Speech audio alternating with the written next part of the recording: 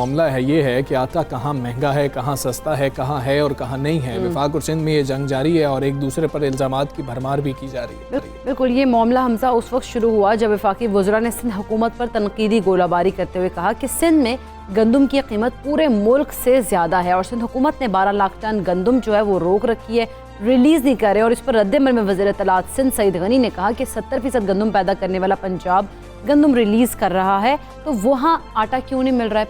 ये बेइंतज़ामी से ज़्यादा ATMs की करप्शन है। सईद गनी साहब ने क्या कहा, आपको पहले तो वो सुनाते हैं।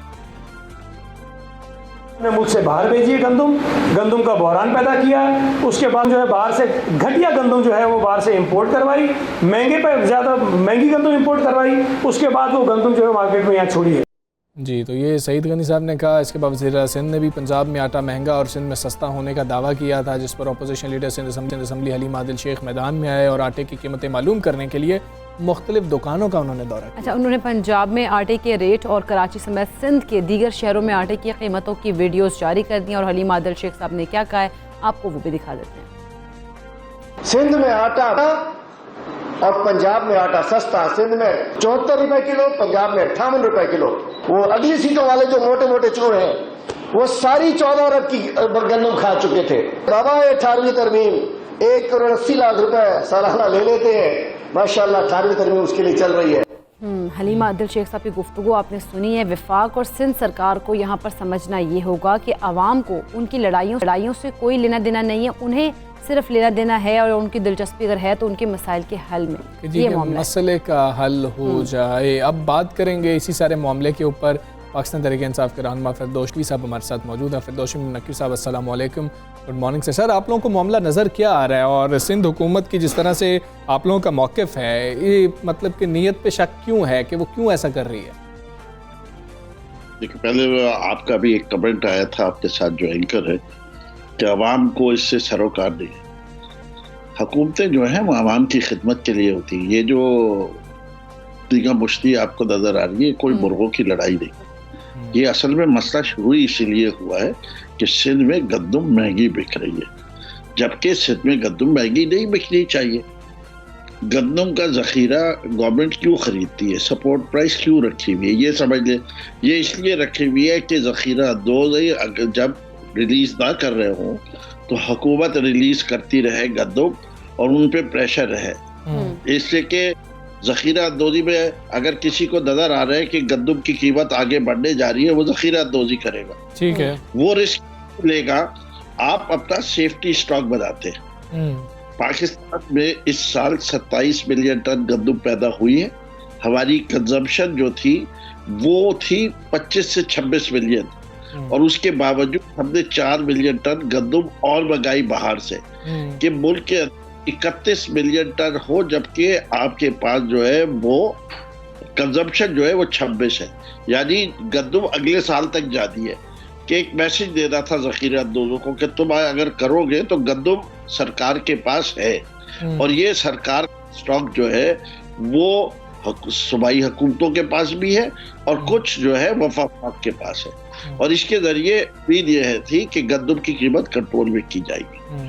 अगर हुकूमत सिंध बर वक्त गंदम डालती रहे तो ये 24 रुपए का फर्क नहीं आता जो दो सूबों के दरमियान आ गया।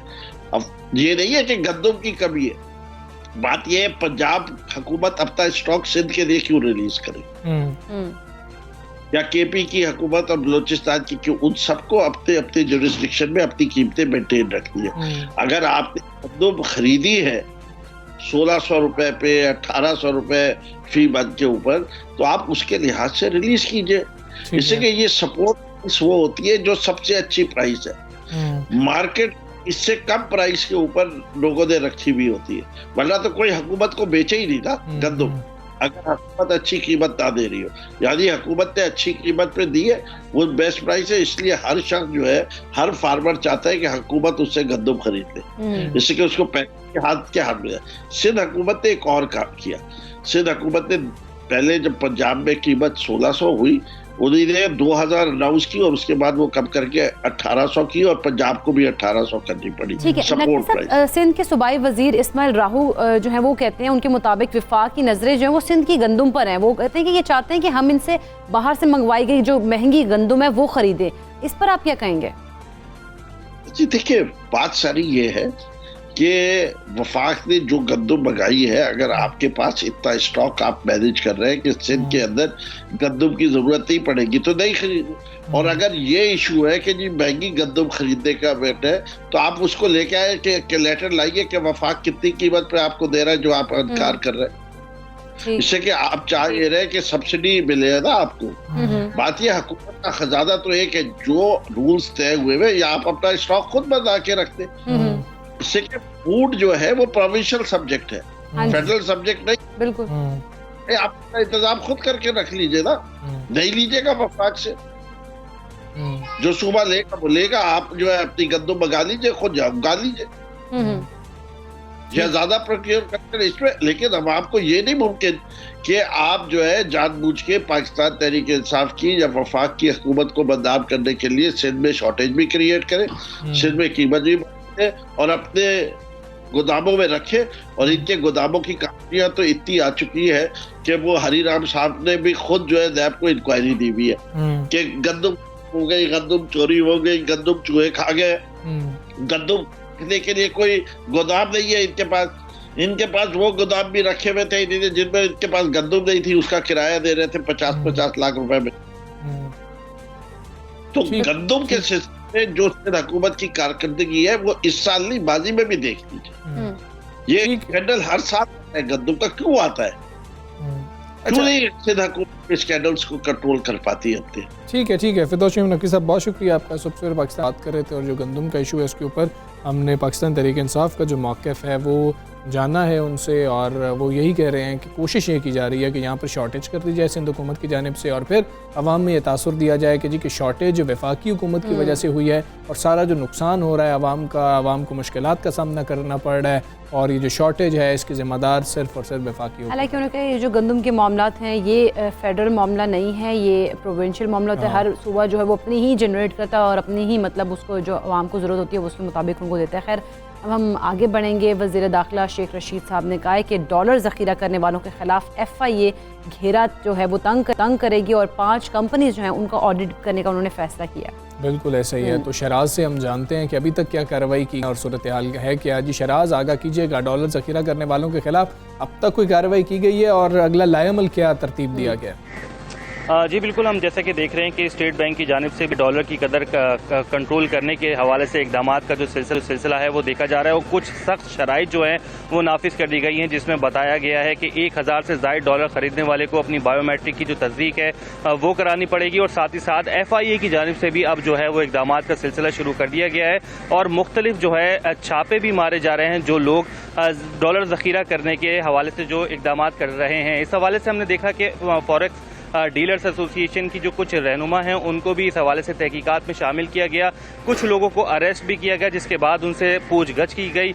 डॉलर कहाँ खरीदा जा रहा है, कहाँ बेचा जा रहा है, इस हवाले से मुकम्मल दस्तावेज़ात जो हैं वो जमा करने के हवाले से तमाम तर फॉरेक्स डीलर्स को हिदायत जारी कर दी गई हैं। 1000 डॉलर से ज़्यादा खरीदने पर तमाम तर दस्तावेज़ात कस्टमर को जो है वो जमा करानी पड़ेगी, बायोमेट्रिक तस्दीक करानी पड़ेगी, ये डॉलर कहाँ जा रहा है, कहाँ लेके जाया जा रहा है, इस हवाले से भी तमाम तर तफसीलात जो हैं वो कस्टमर्स को अब फराहम करनी पड़ेंगी। और इसके बाद से हमने देखा कि जैसे ही हुकूमत की जानिब से ये कुछ सख्त इकदाम किए गए हैं, डॉलर की खरीदो फरोख्त में काफ़ी ज़्यादा गिरावट जो है वो देखी गई है और इसी वजह से गुज़िश्ता कई दिनों से हम देख रहे हैं कि अब डॉलर की कदर में जो मुसलसल इजाफा देखा जा रहा था वो अब रुक चुका है और डॉलर तकरीबन 5 रोज़ से जो है 170 और 171 के दरमियान जो है वो ट्रेड होता हुआ देखा जा रहा है। आज भी डॉलर जो है इंटरबैंक मार्केट में इस वक्त 170 रुपये 80 पैसे की सतह पर ट्रेड होता हुआ देखा जा रहा है, जबकि ओपन मार्केट में 2 रोज से डॉलर जो है 171 रुपये पर मुस्तहकम है। ताहम FIA की जानिब से भी कराची के मुख्तलिफ फॉरेक्स एक्सचेंज पर जो है वो छापे भी मारे गए हैं, तफसीलात भी तलब की गई हैं, कुछ लोगों को तलब भी किया गया है और उनसे इंफॉर्मेशन भी ली जा रही है। सख्त कवानीन जो हैं वो अब नाफिज कर दिए गए हैं और $1000 खरीदने वालों को अब तमाम तर तफसीलात देनी पड़ेंगी कि ये डॉलर क्यों खरीद रहा है, कहाँ लेके जाने, किस हवाले से जो है इन डॉलर्स की जो तलब है वो रिक्वायरमेंट को पूरी करने के लिए अब जो है FIA मुतारिक हो चुकी है। और इसीलिए हम देख रहे हैं कि गुज़िश्ता कई दिनों से अब डॉलर की कदर में जो रोज़ाना की बुनियाद पर 1 से ₹1.5 का इजाफा हो रहा था वो थम चुका है और डॉलर कई रोज़ से 170 और 71 के दरमियान ट्रेड होता हुआ हमें दिखाई दे रहा है। जी ठीक है शराज, बहुत शुक्रिया आपका कर रहे थे पूरी सूरत हाल से। और ये एक बड़ा मसला बना हुआ है, डॉलर की ऊंची उड़ान जारी है, दूसरी तरफ जिन्होंने ज़ख़ीरा कर रखा है उस हवाले से भी शेख रशीद साहब का जो मौक़िफ़ सामने आया है कि इनके खिलाफ कार्रवाई की जाए और कार्रवाई जो उन्होंने वो स्टार्ट कर भी दी है इसके ऊपर। अच्छा, अब ज़रा थोड़ा सा लंदन चलते हैं। लाहौर और लंदन में कोई ख़ास फ़र्क अब रह नहीं गया। बिल्कुल ऐसी है हमजा, क्योंकि अगर हम बात करें ना लंदन की सड़कों पर दौड़ती जिस तरह से हमने देखा वो डबल डेकर जो बसेस थी उनको देखकर गुमा यही हो रहा था कि लाहौर में शायद चल रही हैं, कोई पता ही नहीं लग रहा था कि लंदन में चल रही हैं लाहौर में चल रही हैं। खैर, पाकिस्तान की सकाफत को उजागर करने के लिए लंदन में खुसूसी तशहीरी मुहिम चलाई जा रही है जिसके लिए डबल डेकर बसेस को पाकिस्तानी सकाफती रंगों से रंग दिया गया, जो कि आप हमारी स्क्रीन पर भी देख सकते हैं। हाँ जी, लंदन की सड़कों पर दौड़ती बसों पर लाहौर शहर के रंगों को उजागर किया गया और लिखा गया है कि लाहौर पाकिस्तान का दिल है। इस उछूते आइडिया के पीछे ब्रिटिश पाकिस्तानी ताजिर ज़ीशान शाह का हाथ है। बिल्कुल, और उनका कहना है कि इस तशहीरी मुहिम से पाकिस्तान का जो सॉफ्ट इमेज है उसको उजागर करने में मदद मिलेगी और वो बरतानिया के लोगों को बताना चाहते हैं कि पाकिस्तान एक पुरअमन मुल्क है जहाँ के लोग बहुत ज़्यादा मोहब्बत करने वाले और बहुत ज़्यादा मेहमान नवाज। अच्छा, वो ये कहते हैं कि मगरबी दुनिया को समझना होगा कि पाकिस्तान सयाहत और सरमायाकारी के लिए सेफेस्ट मुल्क है, बेहतरीन मुल्क है और आप लोगों को घबराने की बिल्कुल ज़रूरत नहीं है। तो ब्रिटिश पाकिस्तानी ताजिर जिनका ये आइडिया है ज़ीशान शाह साहब, वो हमारे साथ मौजूद है, उनको गुफ्तगू करते हैं। ज़ीशान शाह साहब अस्सलाम वालेकुम, गुड मॉर्निंग। पहले तो ये बताएं कि इस कैंपेन का ख्याल कैसे आया, इसका बुनियादी मकसद भी हमें बता दीजिएगा और पाकिस्तान के सॉफ्ट इमेज को उजागर करने में आप क्या समझते हैं, कितनी मदद मिल रही है?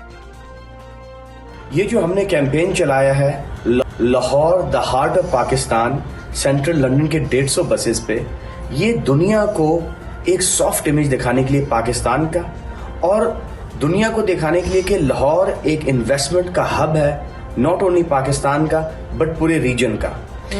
इस कैंपेन के लिए हमने लंदन का शहर इसलिए चूज किया because London is the global capital of the world. ये सेंट्रल लंदन में जो बसेस चलेंगी ये बकिंगम पैलेस के सामने भी गुजरेंगी जो क्वीन की रेजिडेंस है। ये लंदन के मशहूर तरीन मेन सारे इलाकों में से गुजरेगी। That will be seen by over 10 million people in the month of October. अच्छा ज़ीशान, हमें थोड़ा डिजाइनिंग के हवाले से बताइएगा, आपने बसेस की डिजाइनिंग में कौन कौन से पहलू हैं जिनको दिखाने की कोशिश की है?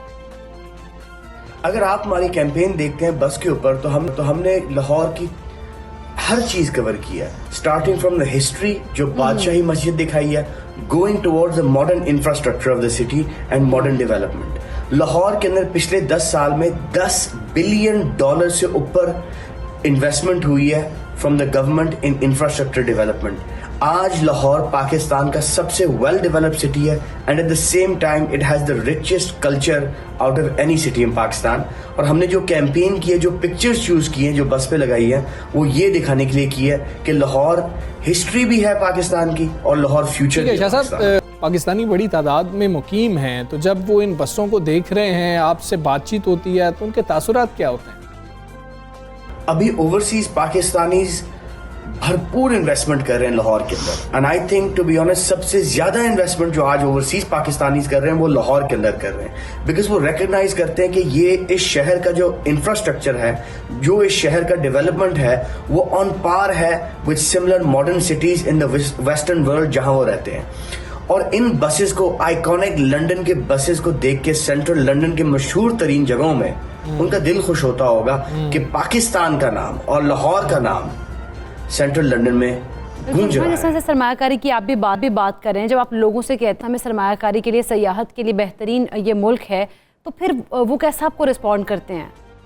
पाकिस्तान का इन्वेस्टमेंट पोटेंशियल, जो सरमायाकारी का पोटेंशियल है, वो इमेंस है, खास तौर पे रियल एस्टेट सेक्टर में। अब आप देखें through out the worst time in the world Covid, Pakistan का रियल एस्टेट सेक्टर सिर्फ बड़ा है और जोर बाजोर ऊंचा होता जा रहा है। अब लाहौर में अगर आप लाहौर का नया डाउनटाउन लेते हैं, न्यू डाउनटाउन जो गुलबर्ग है एंड सराउंडिंग एरियाज, सिर्फ वो जगह पिछले 5 साल में जो प्राइम रेजिडेंशियल रियल एस्टेट है वो 50% ऊपर हुई है। इसका मतलब कि प्राइसेस हैव इंक्रीज बाय 50% सिर्फ पिछले 5 सालों में। ऐसी दुनिया में ज़ीशान शाह साहब ये भी बता दीजिएगा ज़रा कि मुस्तकबिल में जो बैरून ममालिक हैं, जो बड़े शहर हैं, उनको पाकिस्तान से कनेक्ट करने के हवाले से या पाकिस्तान के शहरों से कनेक्ट करने के हवाले से क्या प्लान्स हैं आपके? हमने 6 इनिशिएटिव्स किए हैं जहां दुनिया के लीडिंग सोशल मीडिया इन्फ्लुएंसर्स और वीलॉगर्स को हम पाकिस्तान लेकर आए हैं। माइकल जैक्सन के nephew rising singing and superstar Jaafar Jackson को हम पाकिस्तान लेकर आए हैं।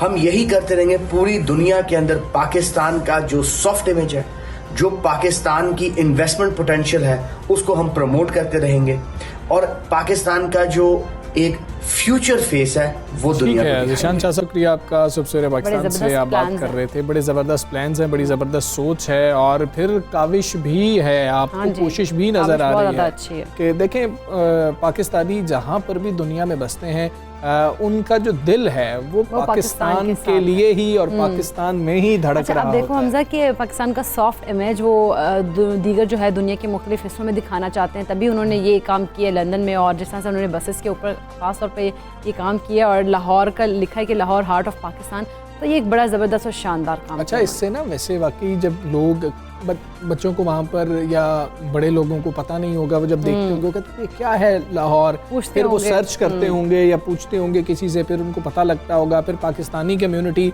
जो वहाँ पर मौजूद है वो उनको मज़ीद बताती होगी, तो इससे वाकई मौके तो पैदा होते हैं। जो चीज़ नज़र आ रही होती है उसके बारे में आपके परसेप्शन बनता चला जा रहा है। बिल्कुल ऐसी, और जो आपको अगर बता रहे हैं कि सॉफ्ट इमेज दिखा रहे होते हैं या चीज़ का बता रहे होते हैं कि बहुत अच्छा है, तो फिर वो अच्छा सबको ही दिखना शुरू होता है कि ये अच्छा ही है, हर एक को पता लग जाता है। और ख़ासतौर पे हमने जिस तरह से बच्चों की बात की तो वो बड़ी ज़बरदस्त बात है कि उनका भी माइंड क्लियर हो जाएगा कि जी पाकिस्तान में जो लाहौर है वहाँ से जब इन्फ्लुएंसर्स को, सोशल मीडिया इन्फ्लुएंसर्स को, यूट्यूब इन्फ्लुएंसर्स को आप लेके आ रहे हैं, वो बताएंगे कि नहीं वाकई जो बातें हम आपको बता रहे हैं और जो आप इधर देख रहे हैं ये बिल्कुल वैसे ही हैं, तो इससे वाकई बड़ा फ़ायदा होगा। बड़ी अच्छी सोच है इसके पीछे। हमें यहाँ पर एक ब्रेक लेनी है, ब्रेक के बाद वापस आते हैं। Stay with us.